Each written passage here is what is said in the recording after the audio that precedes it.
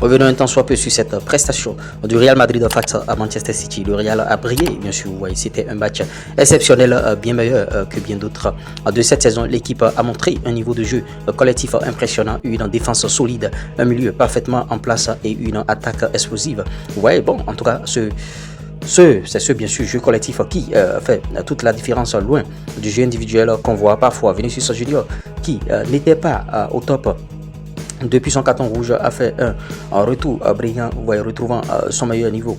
Tchouaméni, souvent moins convaincant en défense, a été énorme.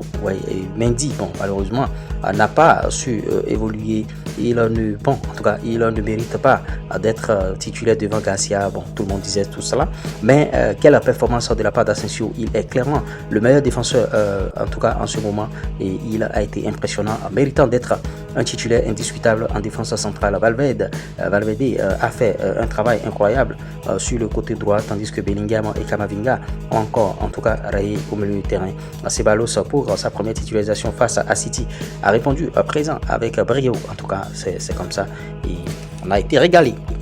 Si on joue tous nos matchs avec cette intensité et bon, cette joie, on va tout gagner. Ce sont les fans bien sûr du Real Madrid qui le dit, la Liga, la Ligue des Champions, la Coupe du Roi, Coupe des clubs, tout ce que vous voulez. En tout cas, ils sont très contents. Et donnez votre avis par rapport à cette victoire du Real Madrid sur City à l'extérieur.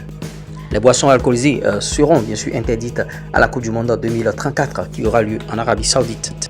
Si le Paris FC accède à la Ligue 1 la saison prochaine ou dans un futur proche, nous essaierons, en tout cas, on va assister bien sûr à des derbys parisiens palpitants. Ouais, il est difficile de trouver des stades plus proches que le Parc des Princes et le stade Jean Bouin situé juste en face l'un de l'autre. La détresse d'Iliman Ndiaye qui sort bien sûr en larmes après s'être possiblement gravement blessé bien sûr au genou contre Liverpool. Mohamed Salah, buteur et passeur décisif dans le derby, bien sûr, face à Everton. L'Égyptien est juste exceptionnel cette saison, 35 matchs à toutes compétitions confondues, 27 buts, 19 passes décisives, ballon d'or en téléchargement. En tout cas, on attend de voir. Officiel, Upamecano est élu homme du match face à Celtic. Officiel auteur de l'unique but de la rencontre contre l'AS Monaco, Vangelis Pavlidis a été élu homme du match. Anatoly Trubin, bien sûr, a refusé de serrer la main à Alessandro Golovin avant le début du match entre l'AS Roma et Benfica. Le portier ukrainien avait fait la même chose lors de la dernière rencontre entre les Monégasques et les Benfiquistes, bien sûr, en novembre dernier. On poursuit avec quelques officialisations. Pour avoir bien sûr déployé une banderole à caractère raciste, la tribune populaire sud de Nice écope de 3 matchs fermes dont un déjà purgé. David Moyes, il dit, je pense que l'arbitre a bien dirigé le match. Bon, le match Everton-Liverpool, il ne s'est pas impliqué dans chaque duel. Je trouve que c'était un match un peu à l'ancienne. Officiel Igor Payassao, bien sûr, est évidemment élu homme du match après la victoire de Feyenoord face au Milan AC. Hans Loh ne tiendra pas la conférence de presse d'après bien sûr match après son carton rouge à Goodison Park. Neymar Junior commence déjà ses caprices au Brésil. Neymar critique l'état du ballon après son match face à Corinthians. Et vous voyez, il dit avec tout le respect pour penalty, en tout cas marque de fabrique du ballon. En tout cas, Neymar n'est pas content. Et vous voyez, Memphis Depay et Neymar se sont rencontrés. Il dit que Memphis a un ami que le football m'a offert. Nous nous connaissons depuis longtemps.